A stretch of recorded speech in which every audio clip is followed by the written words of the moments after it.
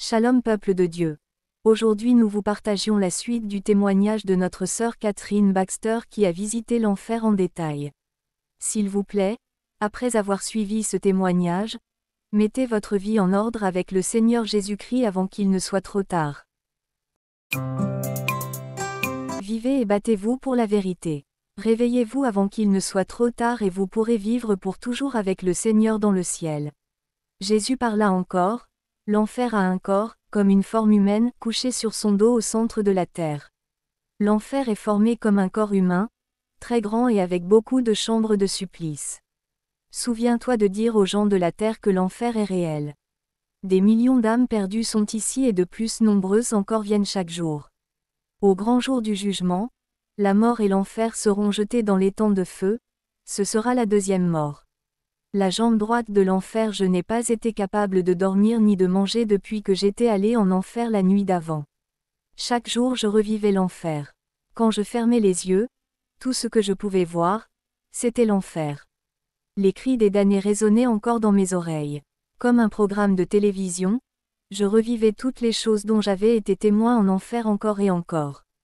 Chaque nuit j'étais en enfer et chaque jour je m'efforçais de trouver les bons mots pour décrire et apporter cette chose effroyable au monde entier. Jésus m'apparut de nouveau et dit, « Ce soir nous irons dans la jambe droite de l'enfer, mon enfant. Ne sois pas effrayé, car je t'aime et je suis avec toi. » Le visage du Seigneur était affligé et ses yeux étaient remplis d'une grande tendresse et d'un amour profond. Bien que ceux qui sont en enfer soient perdus à jamais, je savais qu'il les aimait toujours et les aimerait pour toute l'éternité. Mon enfant, dit-il, Dieu notre Père, a donné à chacun d'entre nous la volonté, afin que nous puissions choisir si nous voulons le servir ou servir Satan. Tu vois, Dieu n'a pas fait l'enfer pour son peuple. Satan trompe plusieurs pour qu'ils le suivent, mais l'enfer a été fait pour Satan et ses anges. Ce n'est ni mon désir ni celui de mon Père, que quelqu'un périsse. Des larmes de compassion coulèrent sur les joues de Jésus. Il commença à parler à nouveau. « Souviens-toi de mes paroles dans les jours qui suivent pendant que je te montre l'enfer. J'ai tout pouvoir dans le ciel et sur la terre. Maintenant, par moments il te semblera que je t'ai quitté, mais ce ne sera pas le cas.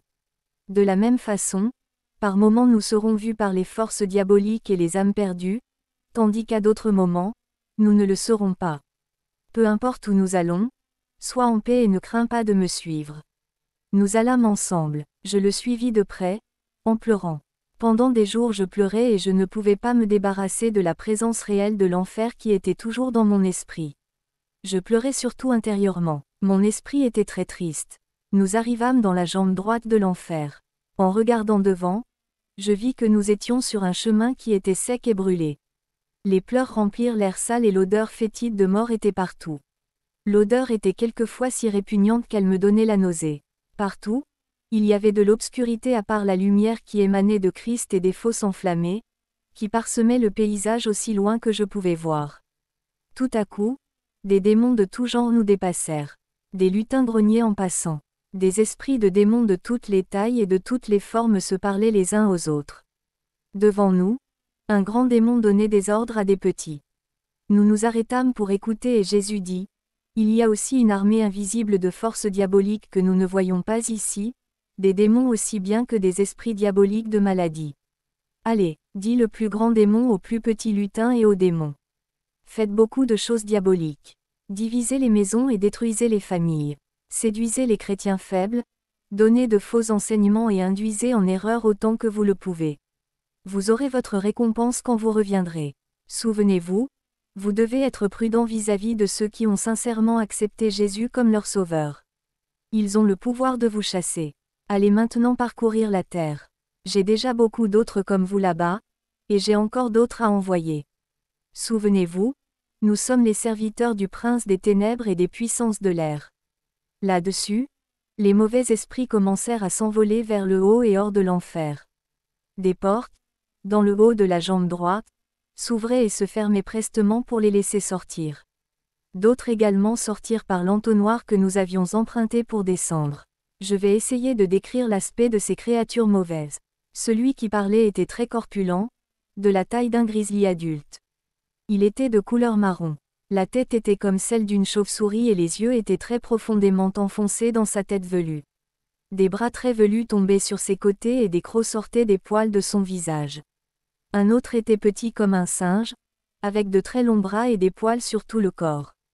Son visage était minuscule avec un nez pointu. Je ne lui ai vu Dieu nulle part. Un autre encore avait une grosse tête, de grandes oreilles et une longue queue. Un autre était aussi gros qu'un cheval et avait la peau lisse. La vue de ces démons et de ces mauvais esprits, et l'odeur infecte qui émanait d'eux me donnait des nausées. Partout il y avait des démons et des créatures diaboliques. J'ai appris du Seigneur que les plus grands de ces démons recevaient leurs ordres directement de Satan. Nous continuâmes sur le sentier, Jésus et moi, jusqu'à un autre cratère. De partout, ce n'étaient que des cris de douleur et des gémissements d'une tristesse inimaginable. Mon Seigneur, qu'est-ce qu'il y a après ? Demandai-je. Nous marchâmes droit devant nous, au milieu de certains êtres méchants qui semblaient ne pas nous voir, et nous nous arrêtâmes devant un autre puits de feu et de soufre. Dans ce puits, il y avait la carcasse d'un homme de haute stature. Je l'entendis prêcher l'Évangile. Je me tournai vers Jésus, stupéfaite, dans l'espoir d'une explication, car il connaissait toujours mes pensées. Il me dit, pendant que cet homme était sur terre, il prêchait l'Évangile. Pendant un temps, il a prêché la vérité et il m'a servi. Je me suis demandé ce que cet homme faisait en enfer. Il était de grande taille, environ 1,80 m, et son squelette était sale, d'une couleur grisâtre, comme une pierre tombale. Des parties de ses vêtements étaient toujours suspendues à son corps. Je me suis demandé pourquoi les flammes avaient laissé ses vêtements déchirés et en loques et ne les avaient pas consumés. De la chair brûlée pendait de son corps et son crâne semblait en flammes. Une odeur effroyable émanait de lui. Je le vis alors joindre les mains comme s'il tenait un livre, et commencer à lire les Écritures dans ce soi-disant livre. À nouveau, je me souvins de ce que Jésus avait dit. On a toutes ces facultés en enfer, et même dans ce lieu elles sont un peu plus marquées. L'homme se mit à lire un verset de l'Écriture après l'autre, et je pensais que c'était bien. Jésus s'adressa à l'homme avec un profond amour dans la voix. « Silence. Tais-toi. » Immédiatement, l'homme s'arrêta de parler, et tourna lentement son regard vers Jésus. Je vis son âme à l'intérieur de son aspect de squelette. Il s'adressa au Seigneur. « Seigneur. Maintenant je vais prêcher la vérité à tout le monde. Maintenant, Seigneur, je suis prêt à aller parler de ce lieu aux autres. Je sais que lorsque j'étais sur terre, je ne croyais pas que l'enfer existait et je ne croyais pas non plus à ton retour. Je prêchais ce que les gens avaient envie d'entendre et j'ai mis en péril la vérité devant les gens de mon Église. Je reconnais que je n'aimais pas ceux qui étaient différents de race ou de couleur de peau, et j'en ai fait tomber plusieurs dans l'égarement loin de toi. J'avais ma propre interprétation du ciel, du bien et du mal. Je reconnais que j'ai conduit plusieurs dans l'erreur et que je leur ai fait prendre une voie fausse et éloignée de ta sainte parole, et j'ai pris l'argent du pauvre. Mais, Seigneur, laisse-moi sortir et je me conduirai bien. Je ne prendrai plus l'argent de l'Église. Je me suis déjà repenti. Je vais aimer tous les gens de toutes les races et de toutes les couleurs. Jésus lui dit, « Tu n'as pas seulement tordu et interprété faussement la sainte parole de Dieu, mais tu as aussi menti en disant que tu ne connaissais pas la vérité. Les plaisirs de la vie étaient plus importants pour toi que la vérité. Je t'ai visité moi-même et j'ai essayé de te ramener sur le droit chemin, mais tu ne voulais pas m'écouter. Tu as marché dans tes propres voies et le malin est devenu ton maître. Tu connaissais la vérité mais tu ne voulais pas te repentir et retourner à moi. J'ai été présent tout le temps et je t'attendais. Je voulais que tu te repentes, mais tu ne l'as pas fait. Maintenant le jugement est arrêté. » La pitié se lisait sur le visage de Jésus. Je savais que si cet homme avait écouté l'appel du Sauveur, il ne serait pas dans ce lieu maintenant. Oh, mes amis, écoutez, je vous en prie. Jésus parlait encore une fois à ce rétrograde. Tu aurais dû dire la vérité et tu aurais dû en amener plusieurs à la justice avec la parole de Dieu qui dit que tous les incroyants auront leur part dans les temps de feu et de soufre. Tu connaissais le chemin de la croix et la voie de la justice. Tu savais comment prêcher la vérité. Mais Satan a rempli ton cœur de mensonges et tu es tombé dans le péché. Tu aurais dû te repentir sincèrement et non à moitié. Ma parole est la vérité. Elle ne ment pas. Et maintenant il est trop tard. Trop tard. À ces mots, l'homme menaça Jésus du poing et le maudit. Tout tristement, Jésus et moi nous montâmes vers la cellule suivante. Le prédicateur rétrograde, en colère, continuait encore à maudire Jésus. Comme nous marchions parmi les cellules de feu, nous pouvions voir les mains des perdus se tendre vers Jésus, et, avec des voix plaintives, le supplier d'avoir pitié d'eux. Leurs mains décharnées et leurs bras étaient d'un gris noir brûlé. Pas de chair vivante, ni de sang, ni d'organes, seule la mort régnait. En moi-même je pleurais. Ô terre, repens-toi, si tu ne le fais pas, tu viendras en ce lieu. Arrête avant qu'il ne soit trop tard. Nous nous arrêtâmes devant une autre cellule. Je ressentais tellement de pitié pour toutes ces âmes et tellement de tristesse que je sentis mes forces physiques s'affaiblir. J'avais du mal à me tenir debout. De gros sanglots me secouaient. Jésus, ça fait si mal intérieurement, dis-je. Depuis la cellule, une voix de femme s'adressa à Jésus. Elle était debout au milieu des flammes qui l'enveloppaient complètement. Ses os étaient pleins de verre et de chair décomposée. Comme les flammes s'activaient autour d'elle, elle tendit les mains vers Jésus en criant « Fais-moi sortir de là. Je vais te donner mon cœur maintenant, Jésus. Je vais parler aux autres de ton pardon. Je vais témoigner de toi. Je t'en prie, s'il te plaît, laisse-moi sortir. » Jésus dit « Ma parole est la vérité, et elle déclare que tous doivent se repentir, se détourner de leurs péchés et m'inviter à entrer dans leur vie s'ils veulent échapper à l'enfer. Par mon sang, vous avez le pardon des péchés. Je suis fidèle et juste pour pardonner à tous ceux qui viennent à moi. Je ne les mettrai pas dehors. » Il se retourna, regarda la femme et dit « Si tu m'avais écouté, si tu avais voulu venir à moi, si tu avais bien voulu te repentir, je t'aurais pardonné. » Seigneur, demanda la femme, n'y a-t-il pas un moyen de sortir d'ici? Jésus lui parla avec beaucoup de douceur. Femme, il t'a été donné plusieurs opportunités de te repentir, mais tu as endurci ton cœur et tu ne voulais pas. Tu connaissais pourtant ma parole qui déclare que tous les fornicateurs auront leur part dans les temps de feu. Jésus se tourna alors vers moi et dit, cette femme a entraîné beaucoup d'hommes dans le péché. Plusieurs foyers ont été brisés, mis en pièces à cause d'elle. Malgré tout cela, je n'ai pas cessé de l'aimer. Je suis venu à elle non pour la condamner mais pour la sauver. Je lui ai envoyé plusieurs de mes serviteurs pour qu'elle se repente de ses mauvaises voies, mais elle n'a pas voulu. Quand elle était encore jeune, je l'ai appelée, mais elle a continué de pratiquer le mal. Elle a commis plusieurs fautes, pourtant je lui aurais pardonné si elle s'était approchée de moi. Satan est entré en elle, si bien qu'elle a sombré dans la haine et qu'elle ne pardonnait à personne. Elle allait à l'église uniquement pour y rencontrer des hommes et les séduire. Si elle s'était approchée de moi, ses péchés auraient été lavés par mon sang. Une partie d'elle-même avait pourtant le désir de me servir. Mais on ne peut servir Dieu et Satan à la fois. Chaque personne doit choisir qui elle décide de servir. Seigneur, implorai-je, donne-moi la force d'aller plus loin. J'étais ébranlé de la tête aux pieds devant toutes ces horreurs de l'enfer. Sois en paix, me dit Jésus, reste tranquille. Aide-moi, Seigneur, criai-je. Satan ne veut pas que nous connaissions la vérité sur l'enfer. Dans aucun des cauchemars que j'ai pu faire dans ma vie, je n'ai imaginé que l'enfer puisse être aussi affreux que ça. Cher Jésus, quand cela va-t-il se terminer? Mon enfant, répondit Jésus, le Père seul connaît le moment où viendra la fin. Il me parla encore et dit, sois en paix et reste tranquille. Une grande force vint en moi. Jésus et moi nous marchions entre les cratères. J'avais envie d'attraper chaque personne qui se trouvait là, de l'arracher du feu et de la mettre aux pieds de Jésus.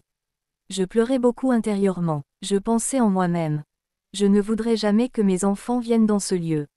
Finalement, Jésus se tourna vers moi et me dit tranquillement, « Ma fille, nous allons rentrer chez toi maintenant. Demain soir, nous reviendrons dans cette partie de l'enfer. » De retour à la maison, je pleurais et pleurais sans arrêt. Pendant la journée, je revivais l'enfer et les horreurs de tous ceux qui y sont prisonniers. Toute la journée, je racontais à tous ceux que je rencontrais ce que j'avais vu en enfer. Je leur disais combien la douleur de l'enfer est inimaginable. Vous qui lisez ce témoignage, je vous en supplie, repentez-vous de vos péchés. Adressez-vous à Jésus et demandez-lui de vous sauver. Faites-le aujourd'hui, n'attendez pas demain, car demain ne viendra peut-être jamais. Le temps passe très vite. Mettez-vous à genoux et soyez purifiés de vos péchés.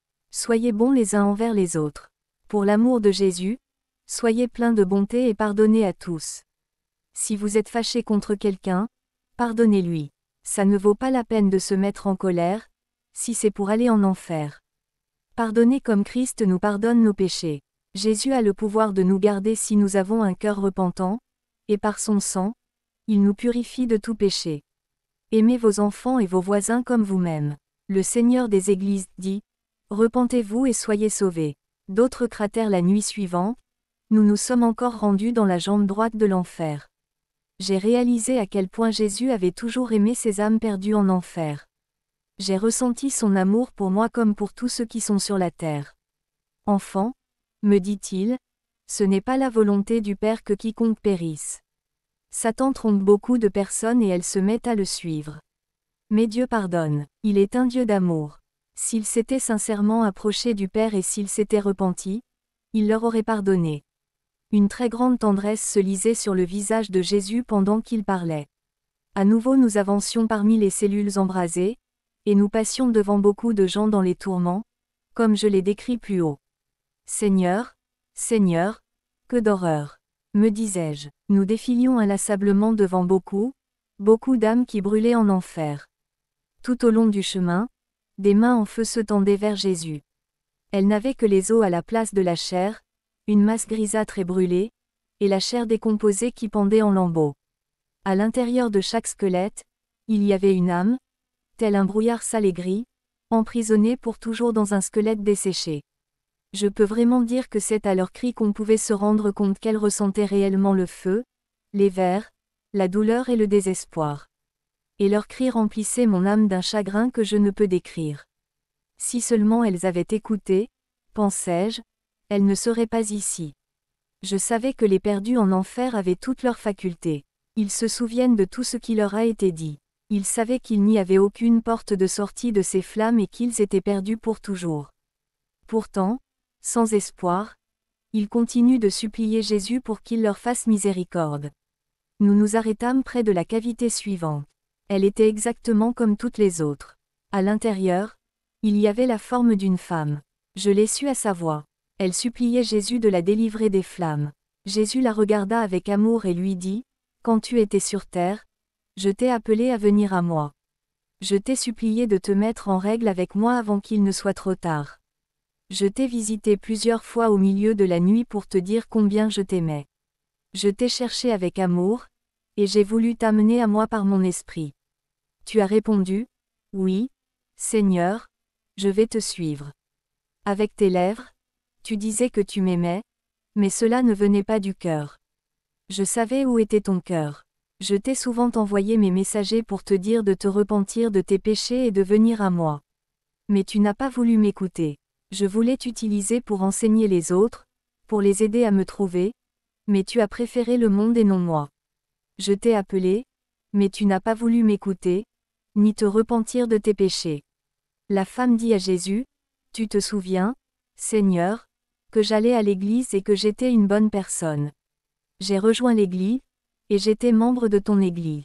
Je savais que tu avais un appel pour moi, je savais que je devais obéir à cet appel à tout prix et je l'ai fait. » Jésus dit, « Femme, ta vie est encore remplie de mensonges et de péchés. Je t'ai appelé, mais tu n'as pas voulu m'écouter. C'est vrai, tu étais membre d'une église, mais le fait d'être membre d'une église ne t'a pas conduite au ciel. Tes péchés étaient nombreux et tu ne t'en repentais pas. Tu as entraîné d'autres personnes à s'égarer loin de ma parole. Tu ne pardonnais pas aux autres quand ils te blessaient. Tu prétendais m'aimer et me servir quand tu étais en compagnie de chrétiens, mais le reste du temps, tu pratiquais le mensonge, la tromperie et le vol. Tu laissais agir les esprits de séduction et tu aimais ta double vie. Tu connaissais pourtant le droit et étroit chemin. Tu avais un double langage, poursuivit Jésus. Tu parlais de tes frères et sœurs en Christ en les jugeant et en pensant que tu étais plus sanctifié qu'eux, alors qu'il y avait de grands péchés dans ton cœur. Je le sais bien, tu ne voulais pas écouter mon esprit de douceur et de compassion. Tu jugeais l'apparence extérieure d'une personne sans tenir compte du fait que plusieurs étaient des enfants dans la foi. Tu étais très dur avec eux. Oui, avec tes lèvres tu disais que tu m'aimais, mais ton cœur était éloigné de moi. Tu connaissais les voies du Seigneur et tu les comprenais. Tu t'amusais avec Dieu et Dieu connaît toutes choses. Si tu avais sincèrement servi Dieu, tu ne serais pas ici aujourd'hui. Tu ne peux pas servir Satan et Dieu en même temps. Jésus se tourna vers moi et dit, il y en a beaucoup, dans les derniers jours qui vont abandonner la foi, donner libre accès à des esprits de séduction et servir le péché. Sortez du milieu d'eux, et séparez-vous. Ne suivez pas leur voie. Alors que nous nous éloignions, la femme commença à maudire et à insulter Jésus. Elle hurlait de rage. Nous continuâmes à marcher. J'étais très affaibli dans mon corps. Dans la cellule suivante était un autre squelette. Je sentis l'odeur de la mort avant même d'arriver tout près. Ce squelette ressemblait aux autres. Je me demandais ce que cette âme-ci avait bien pu faire pour se perdre, sans espoir ni autre avenir que l'éternité en cet horrible lieu. Oui, l'enfer dure toute l'éternité. Quand j'entendais les pleurs des âmes en tourment, je me mettais moi aussi à pleurer. J'entendis une femme qui parlait à Jésus des flammes du cratère. Elle citait la parole de Dieu. « Seigneur, qu'est-ce qu'elle fait ici ?» demandai-je. « Écoute, » me dit Jésus. La femme disait, « Jésus est le chemin, la vérité et la vie. Nul ne vient au Père que par lui. Jésus est la lumière du monde. Venez à Jésus et il vous sauvera. » Quand elle parlait, plusieurs des âmes perdues qui étaient autour d'elle écoutaient. Certains la maudissaient et l'insultaient. D'autres lui disaient de se taire. D'autres encore s'écriaient, « Y a-t-il vraiment de l'espoir ?» Ou bien, « Aide-nous, Jésus !» De grands cris de tristesse emplissaient l'atmosphère. Je ne comprenais pas ce qui se passait. Je ne savais pas pourquoi cette femme prêchait l'Évangile dans cet endroit. Le Seigneur connaissait mes pensées. « Mon enfant, » me dit-il, « j'ai appelé cette femme à l'âge de 30 ans à prêcher ma parole et à être un témoin de l'Évangile. J'appelle des personnes différentes dans des buts différents, pour le bon fonctionnement de mon corps. Mais si un homme ou une femme, si un garçon ou une fille ne veulent pas de mon esprit, alors je m'en éloigne. » Oui, elle a répondu à mon appel pendant plusieurs années et elle a grandi dans la connaissance du Seigneur. Elle a entendu ma voix et elle a fait beaucoup de bonnes choses pour moi. Elle a étudié la parole de Dieu, elle priait souvent et beaucoup de ses prières ont été exaucées. Elle a enseigné à beaucoup de personnes le chemin de la sainteté. Elle était fidèle dans sa maison. Les années se sont écoulées jusqu'au jour où elle a découvert que son mari avait une relation avec une autre femme. Malgré le fait qu'il lui en ait demandé pardon, elle est devenue de plus en plus amère, ne voulant ni lui pardonner, ni sauver son mariage. C'est vrai que son mari s'était très mal conduit envers elle. Il avait commis un grave péché. Mais cette femme connaissait ma parole. Elle savait pardonner, et elle savait que dans toute tentation, il y a toujours un moyen de s'échapper. Son mari lui a demandé de lui pardonner, mais elle ne voulait pas. Au lieu de cela, la colère s'est enracinée en elle et a augmenté de plus en plus. Elle ne voulait pas me confier ce problème. Elle devenait chaque jour de plus en plus amère. Elle disait en son cœur, « Et dire que je suis là en train de servir Dieu pendant que mon mari court après une autre femme. Tu trouves cela bien ?» me disait-elle. Je lui ai répondu, « Non, ce n'est pas bien, mais il est venu te demander pardon et t'a dit qu'il ne le fera plus jamais. » Je lui ai dit, « Ma fille, regarde en toi-même, et tu verras que tu as été toi-même la cause de cette situation. » « Non pas moi Seigneur, » disait-elle. « Moi je suis sainte, c'est lui le pécheur. » Elle ne voulait pas m'écouter. Le temps a passé. Elle ne voulait plus prier, ni lire la Bible.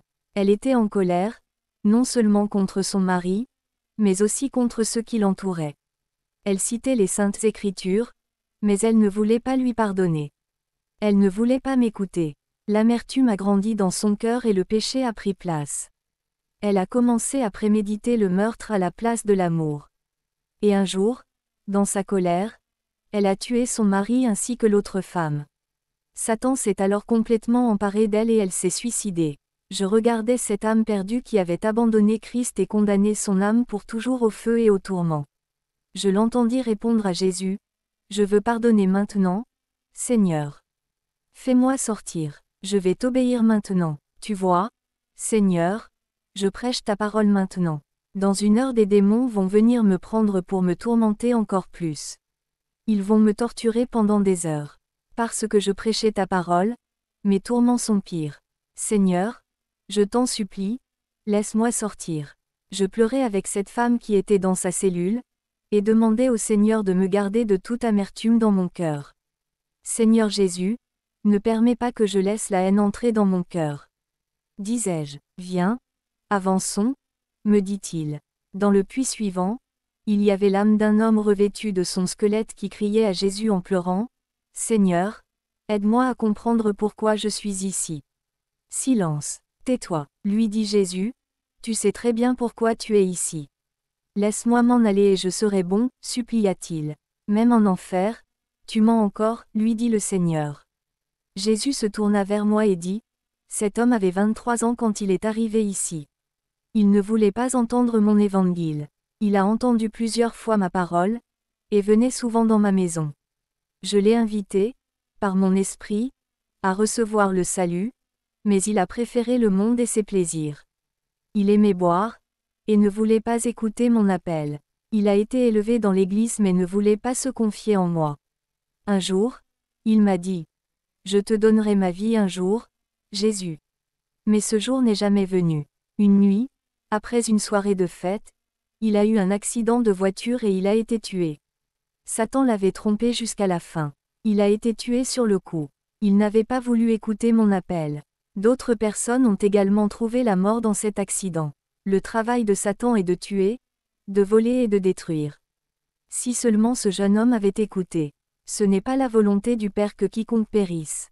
Satan voulait l'âme de cet homme, et il l'a détruite par la négligence, le péché et la boisson forte. Beaucoup de foyers et de vies sont détruites chaque année à cause de l'alcool. Si seulement les hommes pouvaient réaliser que la luxure et les plaisirs du monde ne durent qu'une saison. Si vous venez au Seigneur Jésus, il vous délivrera de l'esclavage de la boisson. Criez à Jésus, il vous entendra et vous aidera. Il sera votre ami. Rappelez-vous qu'il vous aime et qu'il a aussi le pouvoir de pardonner vos péchés. Quant à vous, chrétiens qui êtes mariés, Jésus vous donne un avertissement, ne commettez pas d'adultère. La convoitise d'une personne du sexe opposé, même si vous ne commettez pas d'adultère avec elle, est un adultère dans votre cœur. Jeunes gens, gardez-vous de la drogue et du sexe. Si vous avez péché, Dieu vous pardonnera. Faites appel à lui maintenant pendant qu'il est encore temps. Cherchez à rencontrer des chrétiens matures, forts dans l'esprit et demandez-leur si vous pouvez leur confier vos problèmes. Vous serez tellement heureux d'avoir pris le temps de le faire dans ce monde-ci, avant qu'il ne soit trop tard. Satan vient comme un ange de lumière pour tromper l'humanité. Pas étonnant que les péchés du monde aient induit en tentation ce jeune homme, bien qu'il ait connu la sainte parole de Dieu. Encore une petite soirée, pensait-il. Jésus comprendra bien, mais la mort est sans pitié. Il était trop tard, il avait attendu trop longtemps. Je regardais l'âme de cet homme et cela me rappelait mes propres enfants. Ô Seigneur, puisse-t-il te servir? Je sais que plusieurs d'entre vous qui lisez ceci, avez des bien-aimés et peut-être même des enfants que vous n'aimeriez pas voir aller en enfer. Parlez-leur de Jésus avant qu'il ne soit trop tard. Dites-leur de se repentir de leurs péchés. Dites-leur que Dieu leur pardonnera et les sanctifiera. Pendant des jours, j'étais obsédé par les pleurs de cet homme. Je n'oublierai jamais les cris de ses amers regrets. Je me souvenais de la chair en lambeaux qui se consumait dans les flammes. Je ne pourrai jamais oublier toute cette chair en décomposition, l'odeur de la mort, les cavités vides à l'emplacement des yeux, les âmes grisâtres et les vers qui grouillaient sur leurs os. Ce jeune homme tendait ses bras vers Jésus plaintivement, tandis que nous avancions vers un autre cratère. « Seigneur, priai-je, donne-moi la force d'avancer. » J'entendis la voix d'une femme qui pleurait désespérément. Les cris de la mort étaient partout. Nous arrivâmes au puits dans lequel se trouvait cette femme. Elle implorait Jésus de toute son âme afin qu'il la sorte de là. « Seigneur, dit-elle, ne suis-je pas restée suffisamment longtemps dans ce lieu? Mon tourment est plus que je ne peux supporter. S'il te plaît, Seigneur, fais-moi sortir. » Des sanglots secouaient sa carcasse et il y avait une grande peine dans sa voix. Je savais qu'elle souffrait beaucoup. Je demandais, « Jésus, n'y a-t-il rien que tu puisses faire? » Alors Jésus s'adressa à la femme, « Quand tu étais sur la terre, je t'ai appelé, et appelé encore pour que tu viennes à moi. Je t'ai supplié de te mettre en règle avec moi, de pardonner aux autres, de faire le bien, et de te garder du péché. Je t'ai même visité pendant la nuit et attiré par mon esprit plusieurs fois. Avec tes lèvres, tu disais que tu m'aimais, mais ton cœur était éloigné de moi. Ne savais-tu pas que rien n'est caché devant Dieu? Tu as trompé les autres, mais moi tu ne pouvais pas me tromper. J'ai encore envoyé des personnes vers toi pour te dire de te repentir. Mais tu ne voulais pas écouter, tu n'as voulu ni entendre, ni voir, et tu t'es fâché en les renvoyant. Je t'ai placé là où tu pouvais entendre ma parole, mais tu n'as pas voulu me donner ton cœur. Tu n'avais aucun regret, ni aucune honte de ta manière d'agir. Tu as endurci ton cœur et tu m'as tourné le dos. Maintenant, tu es perdue et défaite pour toujours. Tu aurais dû m'écouter. À ces mots, elle se tourna vers Jésus et commença à maudire Dieu et à l'insulter. Je sentis la présence des mauvais esprits et je sus que c'étaient eux qui insultaient et maudissaient. Combien c'est triste d'être perdu pour l'éternité en enfer. Résistez au diable tandis que vous pouvez encore, et il fuira loin de vous. Jésus dit: Le monde et tout ce qu'il renferme passera, mais mes paroles ne passeront point. Le tunnel de la peur, j'essayais de me remémorer les messages que j'avais entendus prêcher sur l'enfer, mais je n'avais encore jamais entendu de choses aussi terribles que celles que le Seigneur m'avait montrées ici. L'enfer était infiniment plus horrible que ce que quiconque pourrait penser ou imaginer. Cela m'a fait mal de savoir que les âmes qui se trouvent actuellement dans les tourments en enfer y seront pour toute l'éternité. Car il n'y a aucun moyen d'en sortir. Je suis déterminé à faire tout ce qui est en mon pouvoir pour sauver les âmes de ces horreurs. Il faut que je prêche l'Évangile à tous ceux que je rencontre, car l'enfer est un endroit effrayant et ce que je dis est la vérité. Réalisez-vous bien ce que je suis en train de dire. Si les pécheurs ne se repentent pas et s'ils ne croient pas à l'Évangile, ils finiront certainement dans ce lieu. Croyez au Seigneur Jésus-Christ et demandez-lui de vous sauver de vos péchés. Lisez l'Évangile de Jean, les chapitres 3 et 14, et ensuite, je vous en supplie, lisez ce livre de la première à la dernière page, afin de mieux comprendre ce que c'est que l'enfer et l'après-mort. Pendant que vous lisez, priez pour que Jésus entre dans votre cœur et vous lave de vos péchés, avant qu'il ne soit trop tard. Jésus et moi parcourions l'enfer. Le chemin était brûlé, la terre était sèche, craquelée et aride. Je regardais en bas les rangées des fosses aussi loin que je pouvais voir. J'étais très fatigué, tout mon être était brisé à cause de tout ce que j'avais vu et entendu, pourtant je m'attendais à voir pire devant. Jésus, donne-moi le courage de continuer, criai-je. Tandis que Jésus me conduisait, je marchais tout proche derrière lui. J'étais très angoissé à cause des choses effrayantes que j'avais vues. Je me demandais intérieurement si le monde allait me croire. Je jetai un coup d'œil à ma gauche, à ma droite et derrière moi. Il y avait des puits de feu à perte de vue. J'étais encerclé par le feu, les flammes et par les âmes qui se consumaient. Devant des horreurs pareilles, je hurlais de terreur. L'horreur et la réalité de ce que je voyais étaient plus que je pouvais supporter. Terre, repens-toi, m'écriai-je. Des sanglots énormes me secouaient tandis que je continuais à marcher avec Jésus. Je me demandais ce qui nous attendait devant. Je me demandais aussi ce que ma famille et mes amis faisaient.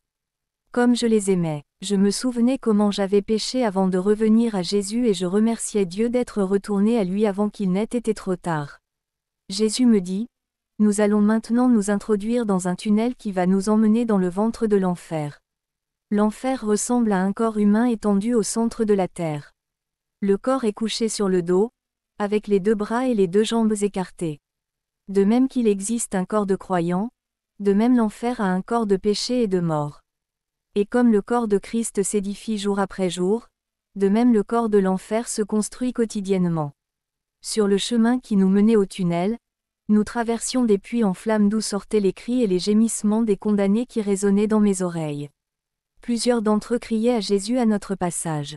D'autres essayaient de s'extirper des puits en feu dans le but d'atteindre Jésus, mais ils n'y parvenaient pas. Trop tard, mon cœur pleurait. Pendant notre marche, la tristesse se lisait de façon permanente sur le visage de Jésus. Je me souvins qu'en observant les puits de feu, cela me faisait penser aux nombreuses fois où nous avions fait un barbecue en plein air, et comment les braises restaient rouges et brûlantes pendant des heures. C'était exactement comme ce que je voyais en enfer. J'étais si reconnaissante quand nous sommes rentrés dans le tunnel, car je me disais que ce ne serait peut-être pas aussi affreux que les puits. Mais combien je me trompais.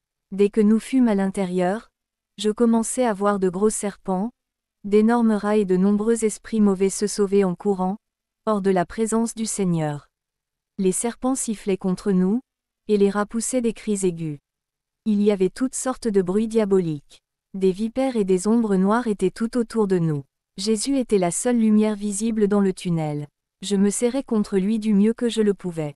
De petits démons et des diables étaient de part et d'autre de cette caverne et se promenaient dans tous les recoins du tunnel.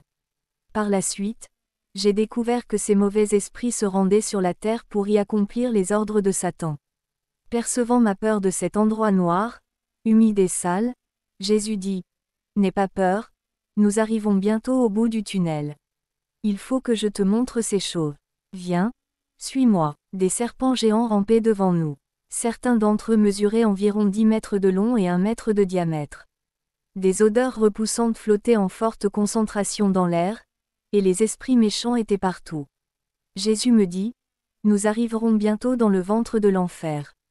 Cette partie de l'enfer mesure 27 km de haut et 5 km de diamètre. » Jésus me donna les dimensions exactes. Je vais essayer de faire de mon mieux pour décrire ce que j'ai vu et entendu. Je le ferai pour la gloire du Père, pour la gloire du Fils et pour la gloire du Saint-Esprit. Que la volonté de Dieu soit faite. Je sais que Jésus m'a montré toutes ces choses afin que j'avertisse les hommes et les femmes de ce monde, afin qu'à tout prix ils puissent éviter l'enfer.